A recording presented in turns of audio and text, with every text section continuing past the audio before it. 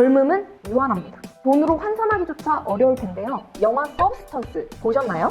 더 나은 버전의 나를 상상해 본 적이 있나요? 더 젊고, 더 아름답고, 더 완벽한다. 그런데 이렇게나 비과학적일 수가 없는데요.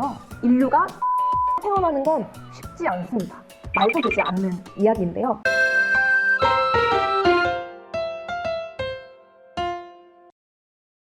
안녕하세요. 과학 커뮤니케이터 울림입니다. 혹시 영화 서브스턴스 보셨나요? 칸 영화제와 아카데미까지 수상한 이 작품은 예고편만 봐도 전율이 느껴지는 주제와 시각적인 화려함이 대단한데요. Have you ever dreamt of a better version of yourself? One single injection unlocks your DNA and will release another version of yourself.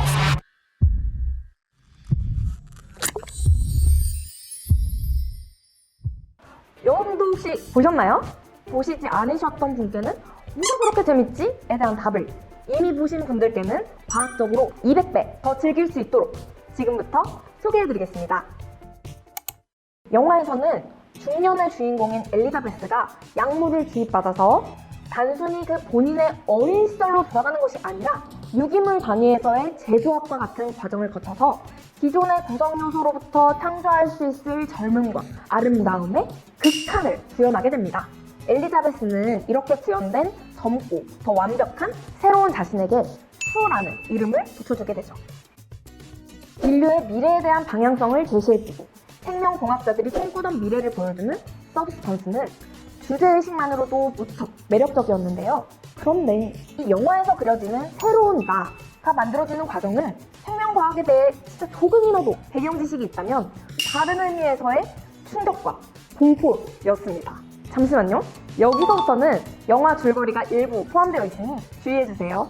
엘리자베스는 한때 전성기를 제대로 누렸던 할리우드 스타였는데요. 그런데 이 반짝이는 전성기가 무색하게 세월의 흐름에 따라 그녀에게도 노화가 왔고 노화를 막기 위해 운동과 식단 등 부단한 관리를 하고 있음에도 엘리자베스는 대중의 외면을 받고 애정하던 프로그램에서까지 하차하게 됩니다.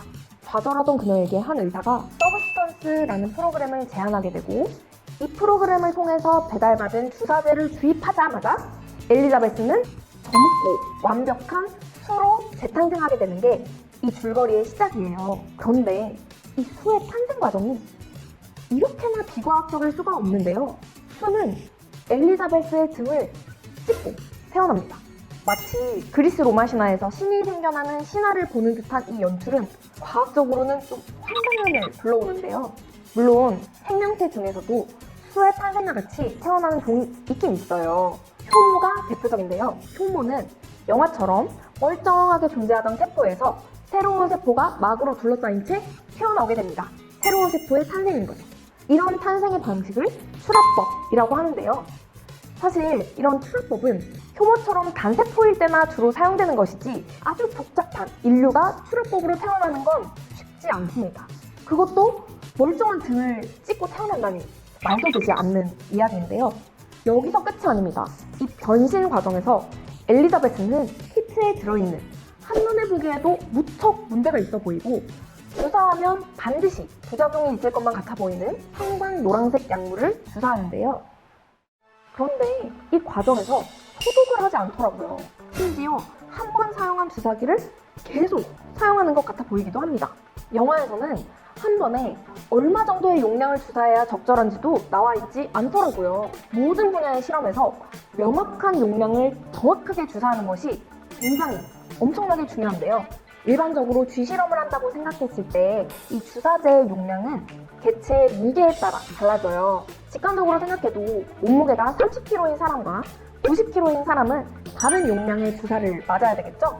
그리고 주사를 IV, SC, IM 등 어떤 방식으로 주사해야 하는지도 기재해둔 설명서가 있는지 영화에서는 나와 있지 않더라고요.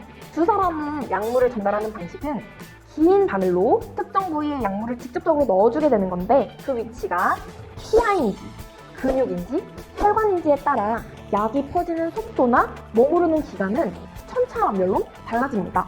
아무리 새로운 나를 만드는 기적의 주사라도 용법에 따라 변하는 정도가 달라질 법도 한데요.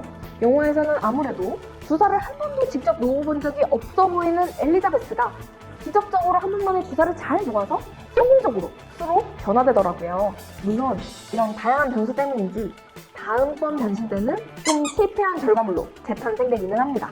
마지막으로 생명공학자가 아니더라도 무조건 화들짝 놀랐을 만한 다른 요소도 있는데요.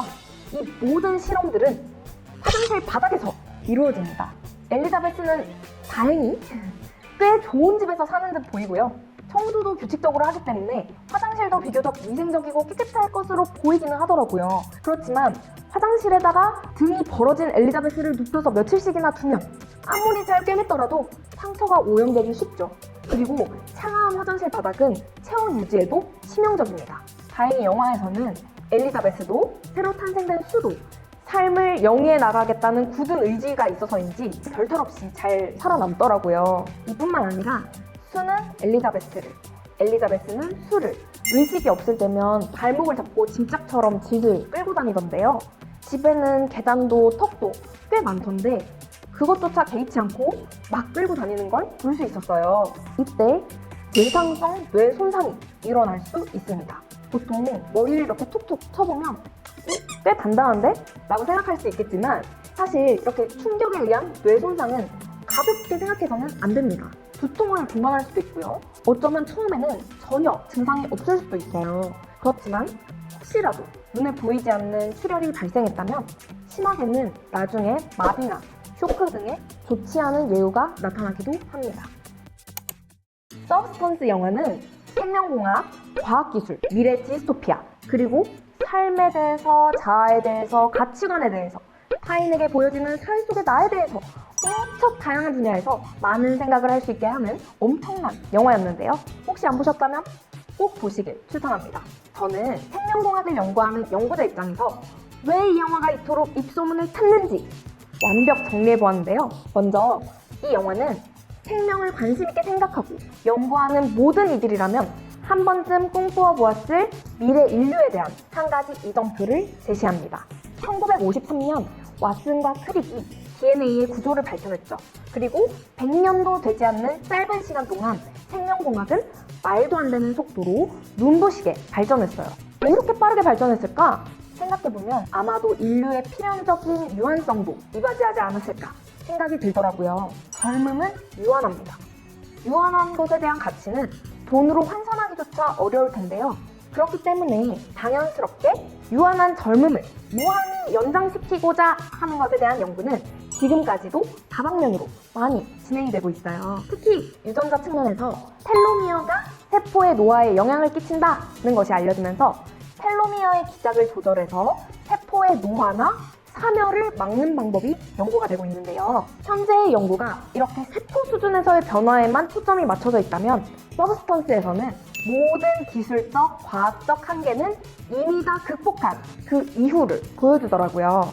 정말 인상적이었던 영화 대사가 있는데요. 더 나은 버전의 나를 상상해 본 적이 있나요? 더 젊고, 더 아름답고, 더 완벽한다. Of a better version of yourself. Younger, more beautiful, more perfect. 생명공학자의 시선에서 면밀하게 관찰한다면 다른 의미로 충격과 공포를 뒷목을 여러 번 잡을 만한 실험적으로 잘못된 행동들이 만연한 영화 서브스턴스. 하지만 그 모든 걸 상쇄시킬 수 있을 만큼 매혹적인 영화임도 확실한데요. 오프 더 레코드로 그 지점을 역으로 찾아보시는 것도 영화 서브스턴스를 감상하는 재미일 것 같아요. 이렇게 생활 속에서 궁금했던 모든 과학적인 이야기들이 있다면 언제든 제보해주세요. 울림과학에서 속 시원하게 알려드립니다. 지금까지 과학의 울림을 전달하는 과학 커뮤니케이터 울림이었습니다.